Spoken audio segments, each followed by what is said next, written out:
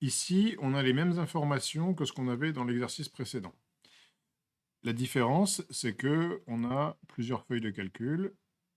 Dans chaque feuille de calcul, on écrit une certaine correspondance. Donc dans client, on sait que si on nous donne un numéro de client, alors on saura en déduire le nom. Si on nous donne un autre numéro de client, on saura aussi en déduire le nom.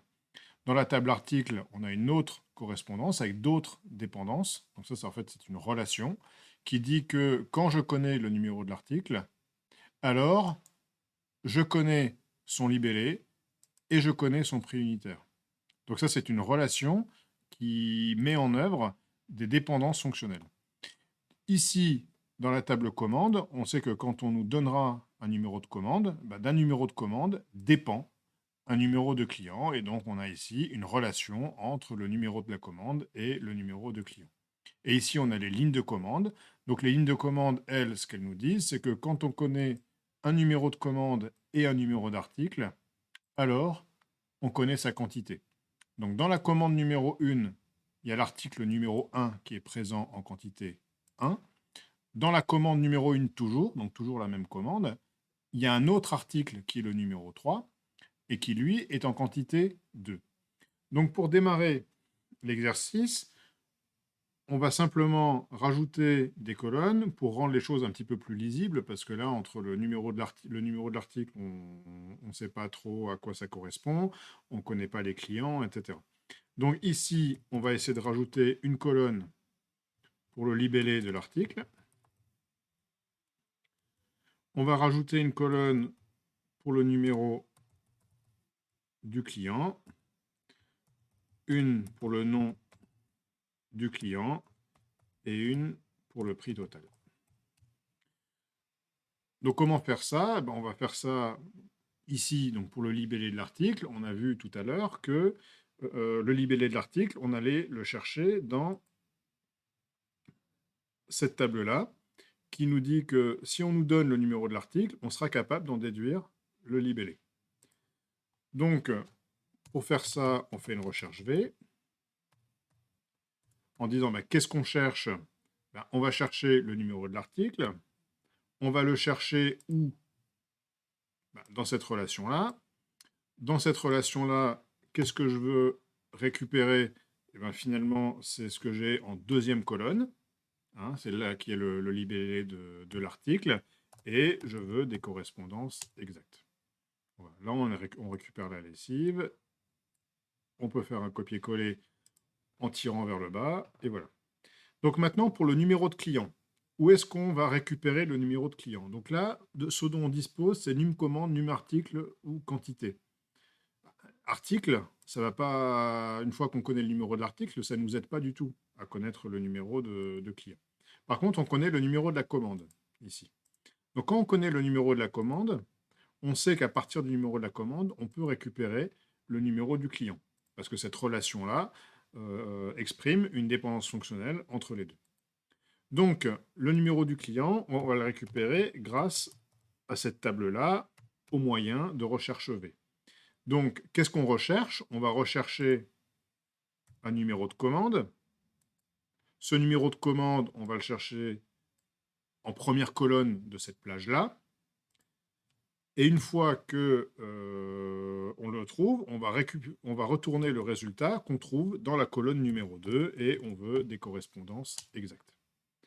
Donc là, comme ça, grâce à recherche V, on peut aller chercher dans une autre table les numéros de clients qui sont associés.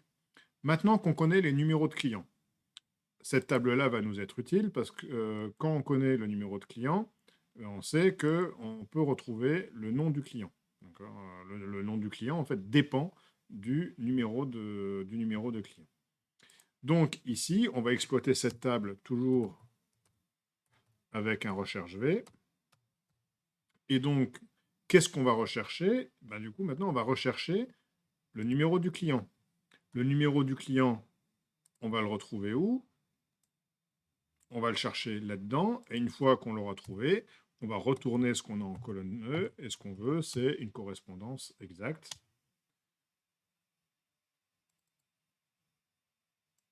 Il ne faut pas se tromper dans l'écriture des noms des fonctions, sinon ça fonctionne moins bien. Et voilà. Ensuite, sur le prix total, le prix total, ça va être le prix de la ligne de commande. Donc la ligne de commande, comment est-ce qu'on trouve le prix total? Le prix total, ça va être le prix unitaire de l'article multiplié finalement par sa quantité. Donc comment est-ce qu'on fait pour rechercher le prix unitaire de l'article? On va utiliser recherche V. Et quand on va connaître l'article, on va chercher dans le tableau des articles, on va chercher le numéro de l'article en question. Et une fois qu'on aura le numéro de l'article en question, cette fois, on va retourner la troisième colonne. Et cette troisième colonne, on a voulu au début dans la recherche avoir une correspondance exacte, et on a ça. Donc là, on a 20. Bon, 20, c'est finalement, c'est le prix d'un seul article. C'est pas le prix des deux articles. Ici, par exemple, dans cette commande-là, on a le numéro d'article numéro 3 qui se trouve être du shampoing.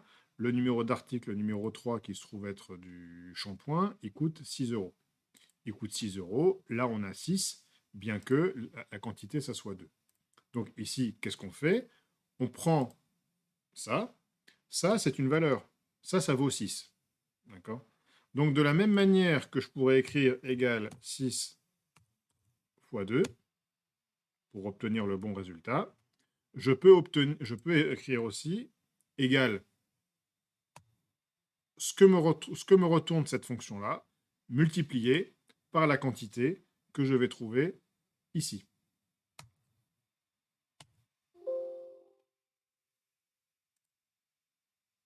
J'avais fait sans doute une erreur de parenthèse. Donc, là, je remonte pour faire le copier-coller comme il faut, et je redescends tout pour refaire le copier-coller comme il faut. Et si je veux que ce soit plus beau, je mets des bordures. Et voilà, donc là, on est parvenu au résultat attendu. Et donc, pour chaque commande, les choses sont un petit peu plus explicites.